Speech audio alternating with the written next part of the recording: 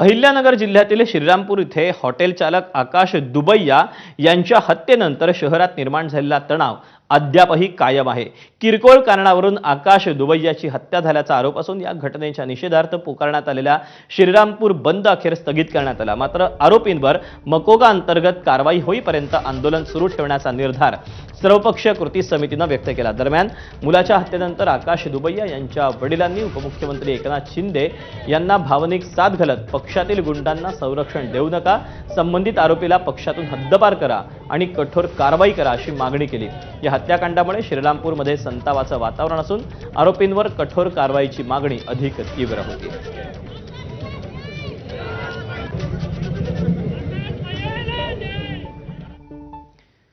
पंढरपूरच्या कॉरिडॉरचा वाद हा पुन्हा चिघळण्याची शक्यता आहे। आषाढी एकादशीला मुख्यमंत्री पूजेला येतील, पण मंदिर परिसरातील सर्व व्यापारी दशमीला रात्री 8 वाजल्यापासून एकादशीच्या सकाळी